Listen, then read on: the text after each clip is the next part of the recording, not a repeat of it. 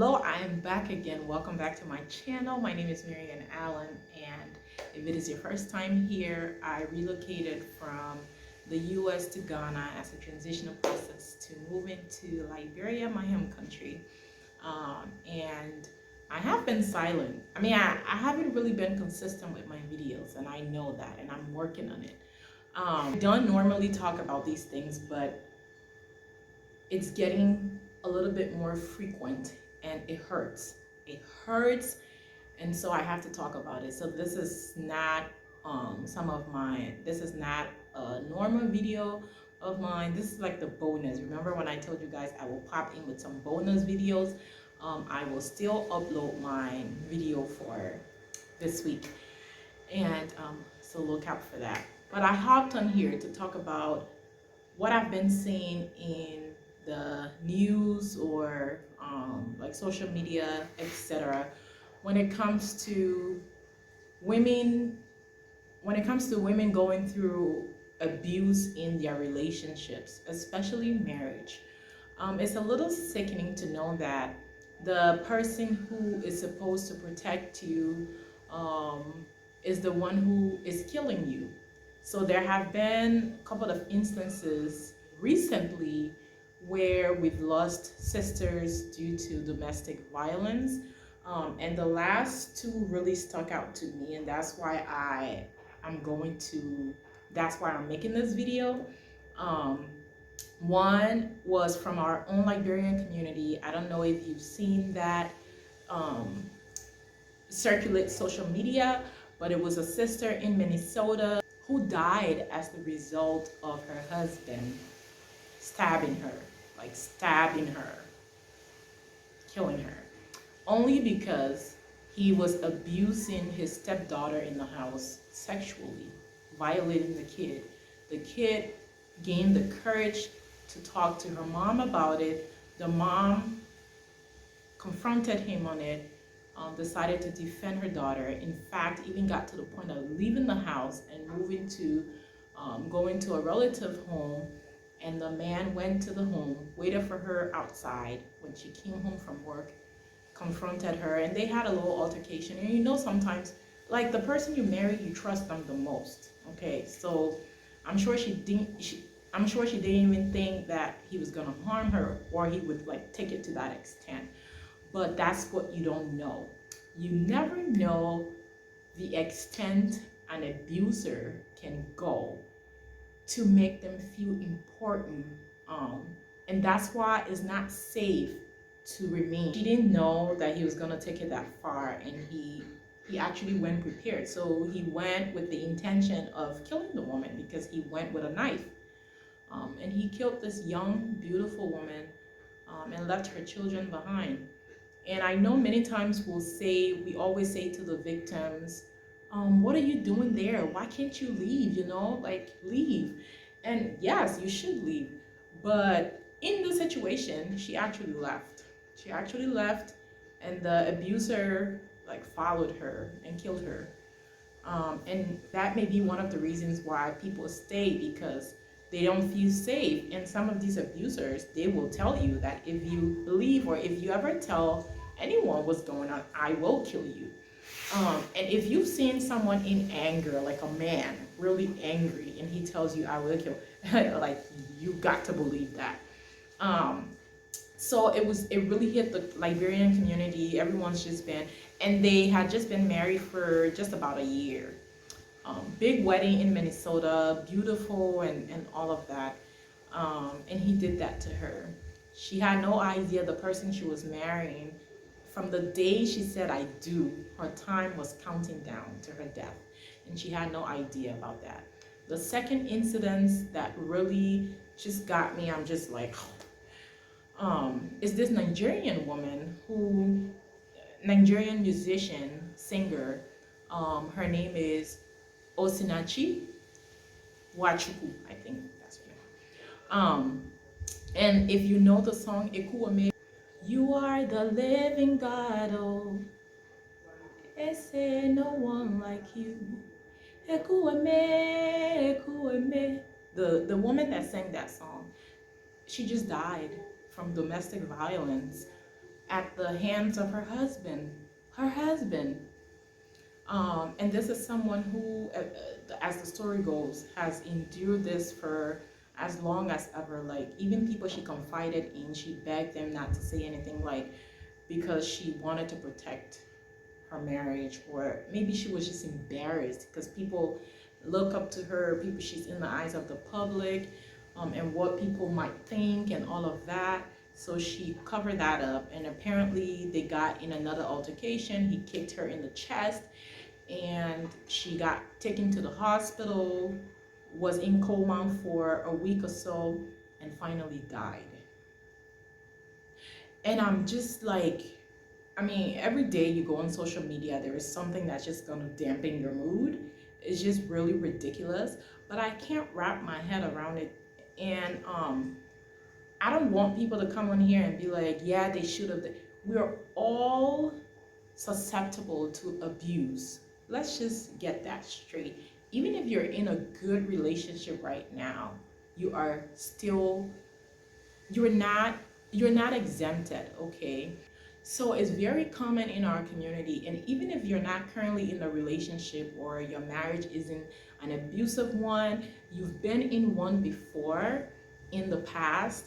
And when we say abuse, we're not just talking about physical abuse. Sometimes way before someone hits you, they've been abusing you emotionally and psychologically and all of that. So, and most times people don't pay attention to those forms of abuse, verbal abuse, etc., etc. They just pay attention to the physical part of it. So you're not exempted. I'm not exempted. Even a perfect marriage at one point can turn sour, you know, because there is someone called Satan, the devil. He hates marriages, first of all. And if anyone, whether a man or a female, makes themselves susceptible to the devil, if you don't resist him, if you allow him in, he's gonna use you. He's gonna use you. Let me just tell you, you can have a good man until he's not good anymore, you know, until he allows the devil to come in, until you both allow the devil to come in, I don't know, whichever way, and he becomes a different person. He becomes a completely different person. And you will hear people say he was never like that. I don't know what came over him. And it can show up in many different forms. You, for example, you would be dating someone and they're like the sweetest when there's not another person in the picture, right? Like you guys are spending the most time together and all of that. You're just enjoying the relationship. And then he gets attracted, he meets this other woman, he gets attracted to her, and now you don't really matter. Whatever you say doesn't really matter. And then he starts raising his voice at you, he starts throwing slurs at you, he starts going out, coming back late, and doesn't really care how you feel, how you think. He starts talking down on you. Those are the emotional, verbal abuse. And then if you still keep pushing and pushing and pushing, then it turns into the physical one. So a good man can still be a bad man when different situations present itself. A lot of the good men that we have around here are people who are conscious about what they should do and what they're supposed to do and who they're supposed to be as a man to their wives. They're not different than other people. They just make conscious decisions and they work at it every day. That's how you get a good man. But that doesn't mean you should get comfortable. That doesn't mean you should ignore red flags or anything. You need to pay attention to it. And there are things that a woman can do, even when she has a good man, that will kind of help empower her so that if it ever gets to that point, God forbid, she has some form of voice. She's able to protect herself and her children, you know. And I'll probably talk about that in a different video. I don't want to make this video long, but what I was thinking about as I've been really emotional the last 2 weeks about this subject, it's just been all over social media, is the reasons why women stay in relationships that are abusive to them. A lot of people judge them because they choose to stay, like they stay. And every one of us think that's one thing we should never have to do, we should have the power to walk away. um but so I'm thinking in my head, what are some of the reasons? And maybe I'm not going to list them all here, or maybe you might know other reasons that I didn't list on here, and you can talk about it down in the comment section. I think the first major reason why a woman stays in an abusive marriage is because cognitively she's been rewired, she's been altered, she's been abused emotionally, psychologically, that there is absolutely no self-esteem, no self-worth. She needs validation from this man. Like mentally, she's not there. He's taking that away from her. She doesn't have her mental power anymore. Whenever a woman has her mental power, she's unstoppable. Like, even if she doesn't have a way through, she makes a way. She will find a way. So when you find a woman that is staying, one of the major reasons and one of the first things that must happen before a lot of the other things happen is losing that mental power. So this man has taken over how she thinks, how she feels about herself, and all of that, and she becomes a puppet. So it makes it really difficult. Even when you tell her, oh, you deserve better, you need to do this, and she doesn't see that. All that matters is what that person says about her. Like, what the person says means a lot more than what anyone else would say out there. To prevent that, you want to be able to find yourself in a relationship from the very get-go, from when everything is bread and butter. Have some form of independence. Find yourself. Know who you are. When you find yourself, there's some sense of self-worth and value that doesn't come from anyone else, that doesn't get validated by anyone but you and God. There's that relationship between you and God. What your husband does is just support that, just makes you into that person that you already know you are. He just makes it better for you. But if you don't know who you are, anything anyone tells you, you're gonna believe it. So make sure you find yourself in any relationship. Even before you get into one, find yourself, find your individual voice, find you. Okay. The second thing that I think that makes women stay in abusive relationships, and we can see even from our parents' days, is children. So women will say, I'm doing it for my children. Where will I want my children to be raised in a home with both parents, etc., etc. That is a myth. Stop lying to yourselves, because it's not about the children. You think it's about the children, but what you're doing to the children, the fact that they're watching you being abused, they're watching you hurt, is not helping them. You're not the only person being hurt in the situation. You're hurting your children. And I have seen adults that were in abusive homes that are still struggling as adults to get over that fact. Like, it has shaped who they are and who they think of themselves. And even if they have walls up, some of them have walls up, some of them just can't do it, and some of them have really low self-esteem because of the home that they were brought up in. You're not doing your kids justice. And as parents, we owe it to our kids. We're managers of them.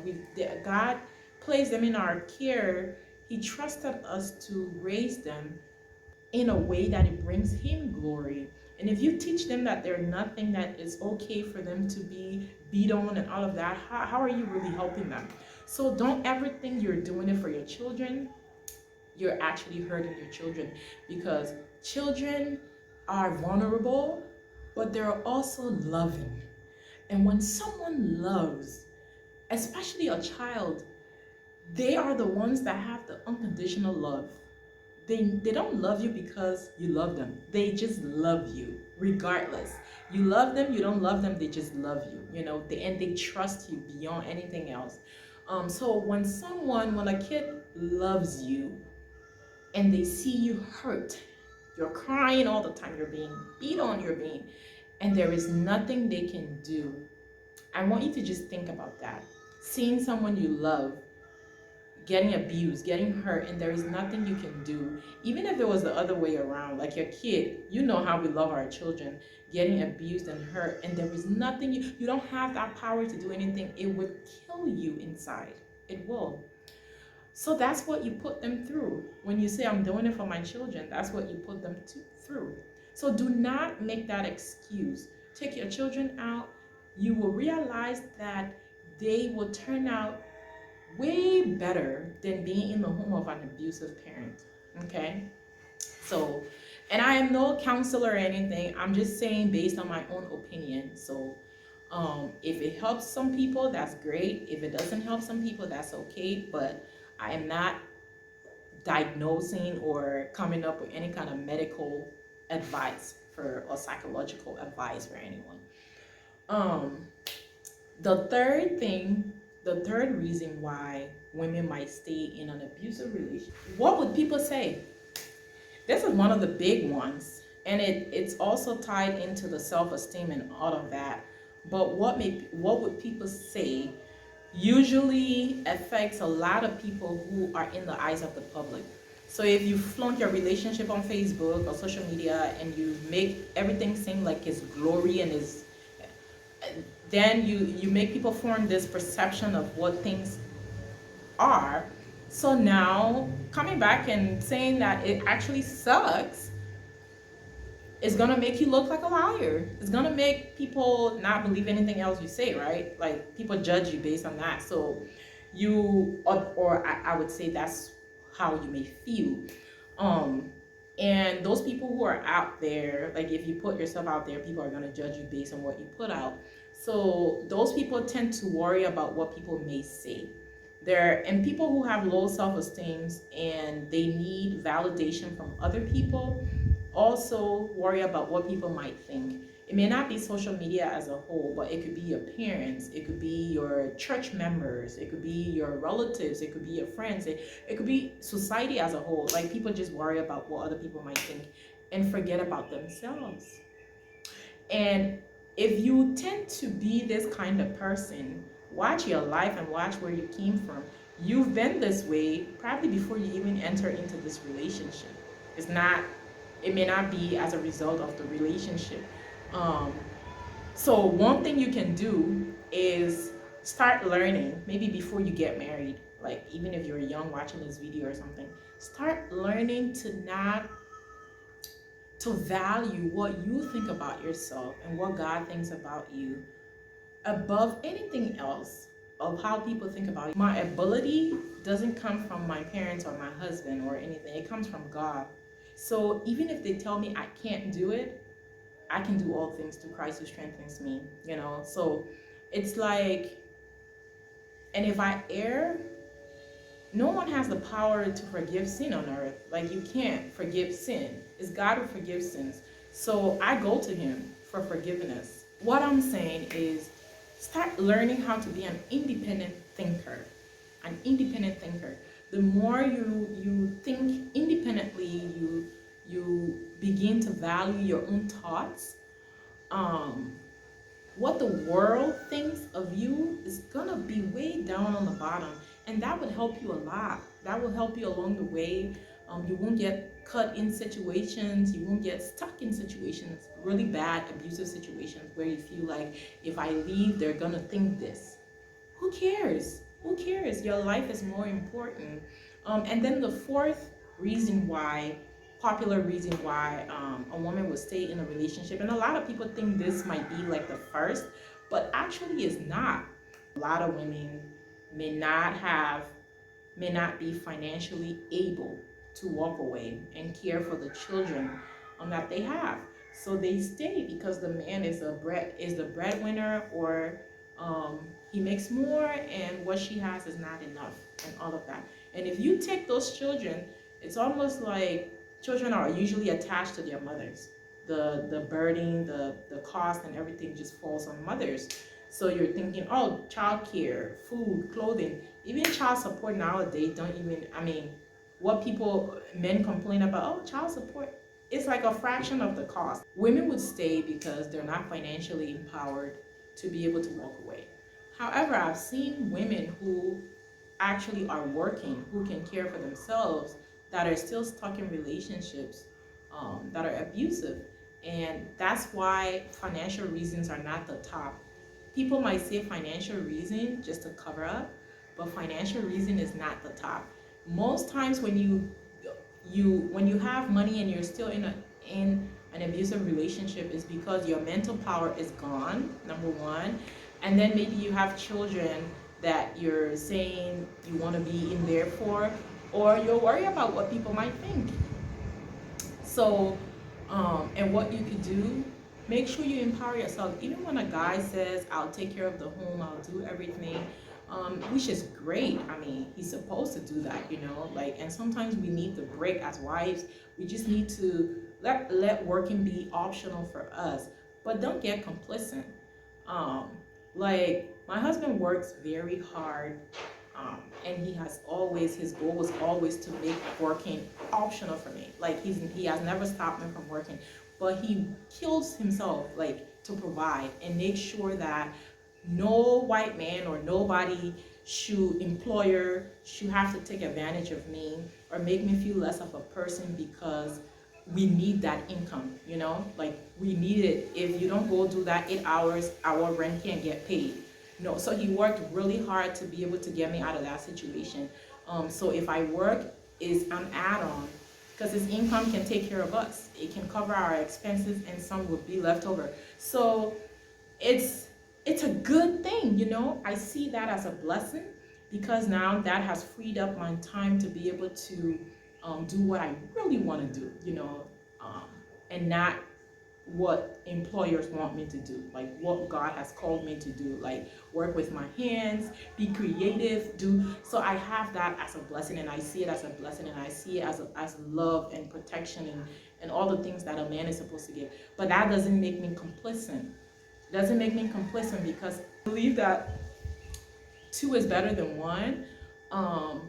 And one of the things that I always say to myself, like, if this man, God forbid, he falls today and he something happens, he becomes disabled or something, can I take care of my home? Can I take care of our children? Can I care for the home as a wife? And that question makes me not to be complacent. That question makes me to get education. That question makes me to find opportunities out there that can push me ahead and push our family ahead. Not for anyone, but for me, you know? Because in the end, whatever I learn is for me. Like, God forbid, even if we separate, I take what I've learned with me. He takes what he has learned with him. The offer that he has given me, the opportunity that he has provided for me, to that working is optional for me. God forbid, if anything ever happens and we have to go our separate way, he takes that along with him. What becomes of me, you know? And he always says, like, he works hard, because even if it would kill him more if he knew that he would die today and his wife and his children would suffer. That would kill him even more. And when he said that, that was like a wake-up call for me, because then I'm saying to myself, God forbid, if this man dies today, like, can I take care of his family? Can I continue to take care of his family? So, but he's not even depending on me for that, you know. He's working super hard to make sure that doesn't happen, that we're cared for, even if he's not around. Which I would say is a good man, but that doesn't make me complacent in just sitting there and taking advantage, because the devil can creep into good things anytime, and you would not even believe your eyes, you know. So knowledge, I use knowledge to make sure that my home is protected. I don't just sit there and say, oh, he's supposed to do it, so let him go and do it. And no, because I know the devil is like a roaring lion. He's going around looking for who he may devour. And if your husband makes himself available for the devil to devour, he's going to devour him and everything else that comes in his path. So don't get complacent. Don't sit there. But a lot of our sisters, those are just 2 incidences, but a lot of our sisters are suffering and struggling. And they don't know how to go about it, or maybe, like I said, the mental power is gone. And if you think that your mental power has been taken away from you, go seek counseling. He doesn't even have to be there. Go get yourself some help to get you back mentally to that strong-willed person, to the person that values you, etc. Go do that first, because once you get that back, nobody else has to tell you to go. Nobody else has to tell you that it's wrong for you to be there to protect your children, etc., etc. You will come up with that, you know. So I would say, if you find yourself stuck and you can't find a way out, go get some help. And if it means talking to a professional, friends and families, most times they can't really help you, because even if they tell you leave, and if that is not back to where it's supposed to be, you're not going to leave. So go get some professional help so that they can help you put you back together. Okay? So thanks for watching. Let me hear your comments and your thoughts down below, and let's watch out for our sisters and help protect each other, and empower ourselves so that we don't fall victim to coward guys out there hitting on women. Say no to violence. Bye bye. Thanks for watching.